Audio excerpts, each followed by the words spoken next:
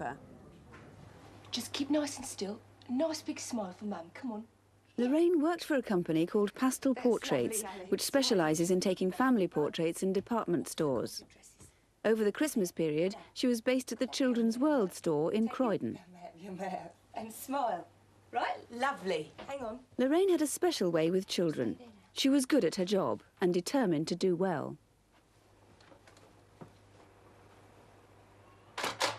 Beautiful. When Lorraine left work at 5:30 that Monday evening, she was carrying a carrier bag and a blue holdall with a change of clothes in it. She probably went by train to Clapham Junction. Perhaps you saw her. She'd been invited to a staff Christmas party at the Arding and Hobbs department store in Clapham, where she used to work. She changed out of her work clothes somewhere en route, but the blue holdall has so far not been found. Lorraine was due to go back to work at Arding and Hobbs just after Christmas.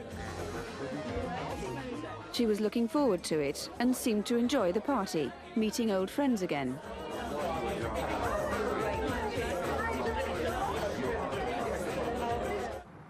Seven miles away, Sarah Patterson was leaving Rains Park station on her way home. Well, I've been out for the night with some friends to the cinema, and I arrived back on the train from Waterloo at about 11:40. I came onto the tunnel, across the road, and began to walk down Coombe Lane. Can I walk you home? What's your name? Oh, sorry, I'm Jeff. I'm Sarah. Hi, Sarah. The man followed Sarah as she turned into Durham Road. She remembers he was well-spoken and had a nervous laugh. He told her he'd just lost his job in the city. I used to work for Morgan Grenville. Sarah crossed the road and the man followed no further. Bye. Will you go out with me, Sarah? At about the same time, Lorraine and her friends were leaving the party in Clapham.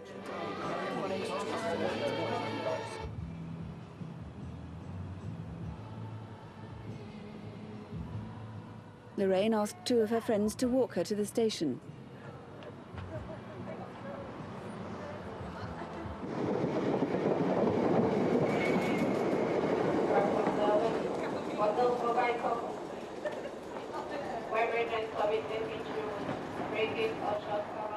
The train for Rains Park was the 11:36 from Waterloo to Chessington South. It arrived at Clapham Junction at 11:44. George Holdsworth had just left the same party. He was looking for a smoking carriage. George and Lorraine had worked together at Arding and Hobbs. Take care. What are you doing on this train then? I'm going to see my mates. I'm staying the night at his place. Oh, really? What's that for? He's gone off to Australia tomorrow, so I'm going down the airport to see him off.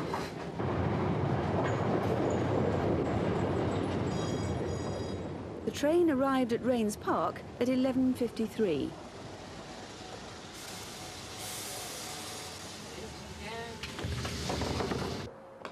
George remembers the station was almost empty.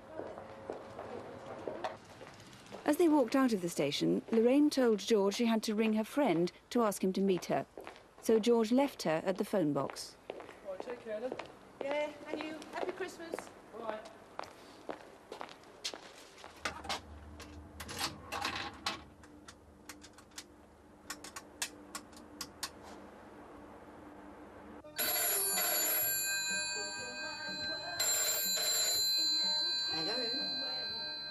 Hello, Lottie. It's Lorraine. Look, I'm down at the station. Can you ask Peter to come down and meet me? Yeah, I'm sorry, love. He's not back yet. Oh, it's all right. It doesn't matter. Look, I'll start walking up on my own. See you later.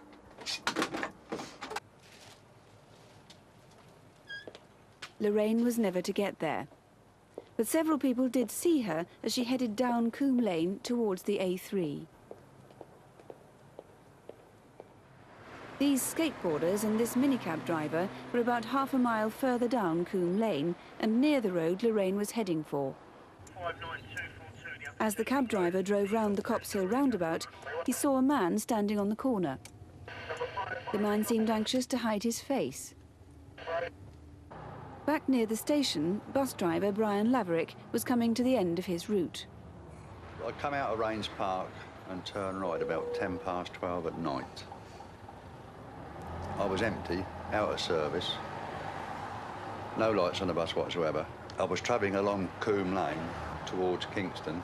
Then I noticed a girl walking in a white man. She was walking alone, she was on her own. Joseph Cottrell lives halfway down Coombe Lane. Something about that angry shout worried him, and without stopping to put his shoes on, he went outside to investigate.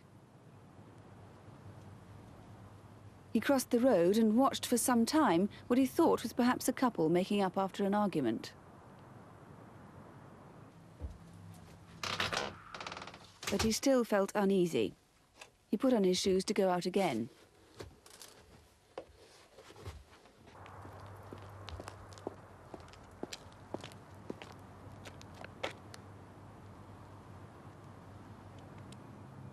Now the street was empty.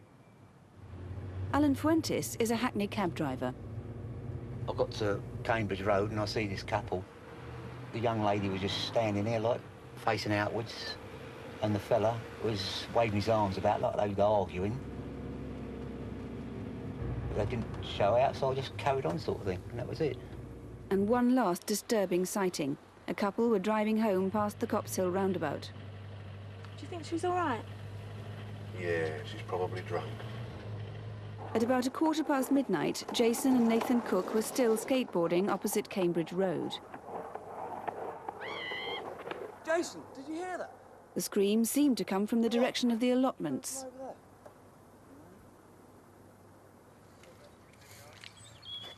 Next morning, police found Lorraine's body near a path that runs alongside these allotments. She'd been strangled.